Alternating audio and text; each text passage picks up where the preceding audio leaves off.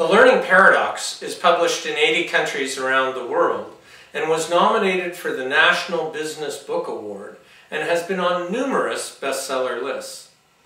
One of the fun things to do with the Learning Paradox is I'd ask audiences, what were the characteristics that defined job security in the past? And people would answer, you know, working for one company for 40 years and getting the gold watch, and the deal was almost loyalty in return for job security.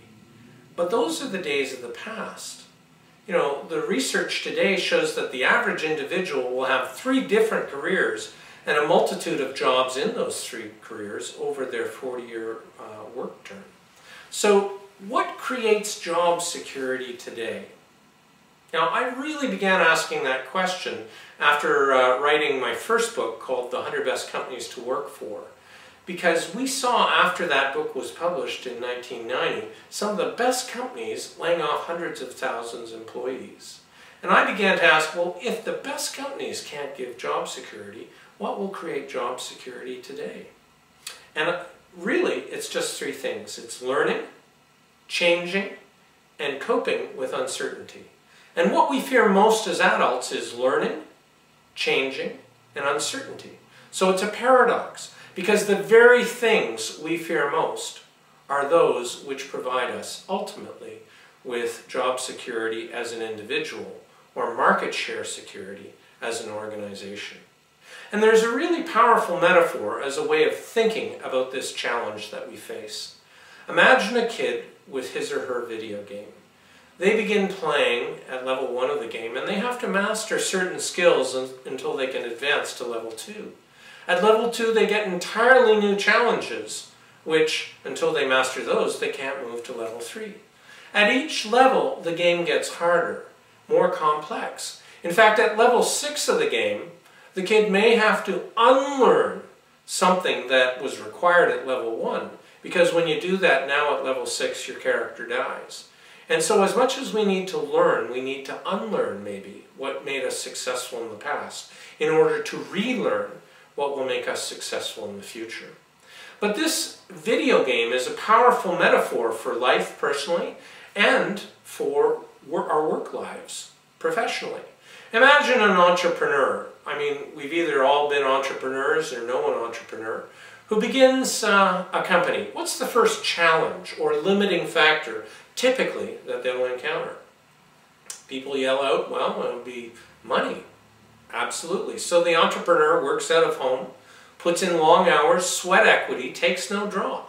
What's your next challenge? Well, the entrepreneur is doing everything. Accounts receivable, product development, shipping, logistics, customer service. They're going crazy.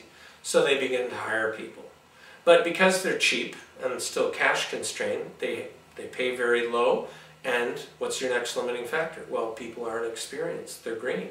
Absolutely. So they invest in people, give them training, and build their skill level to the point where everything's going great in the company. The only problem is the people are now worth $20 an hour in the market, but because the entrepreneur is cheap, they're only paying $15. What happens? They leave. You know, the only thing worse than training people and having them leave is not training them and having them stay. So the entrepreneur has to learn to pay fair market wages. What's the next challenge? Well, it might be marketing. And so the entrepreneur focuses on marketing and they build a bigger customer base and things are going great. What's the next limiting factor? Well, there's 17 people working out of the basement of my house and my wife is about to divorce me unless we move out. So the entrepreneur has to get new offices. What's the next limiting factor? Well, money. Because this is more overhead and they have to, you know, move and set up new office and all sorts of challenges, more expenditure. So bank will never lend you any money unless you don't need it. So instead the entrepreneur decides to go to family and friends to raise equity. What's your next limiting factor? A couple of months ago a woman yelled out, lack of family and friends. Whatever. The entrepreneur gets the money they need, the equity injection, and they build. What's your next limiting factor? Well, it may be an advertising campaign to really expand the knowledge of our product or service in our target market. And so the entrepreneur engages in a fantastic advertising campaign that ends up being too successful. They now are back ordered by 2 months on their product. So what happens? They now have to rush in new production facilities. And what happens? Well, quality suffers.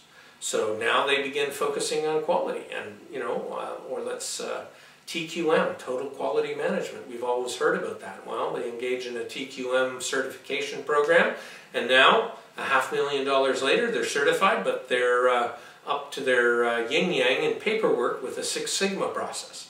So, what can we learn about this? That learning and changing is always going to happen if an organization is doing well and thriving. There's often a mindset, too, that's dangerous. If we just do this one thing, then everything is going to be perfect. If we just had a fantastic advertising campaign, then everything would be perfect. And you do the advertising campaign, but now you're back ordered by a couple months on product. And you think, well, I thought the advertising campaign was supposed to solve all our problems. In fact, it's caused this problem of having too much in the way of orders, too many customers. What a problem to have, eh? Now that's a good problem to have. Anyways, this is just a brief overview of some of the themes of the learning paradox. I've taught this material to hundreds of thousands of executives all around the world over the last 20 years. And if you're interested in learning more about the learning paradox or my subsequent book, Blindsided, go to my website, www.jimharris.com. That's JIMHARRIS.com, and learn more about it. You can also email me at jimh@jimharris.com. And this is one of the great joys of life, continuously learning.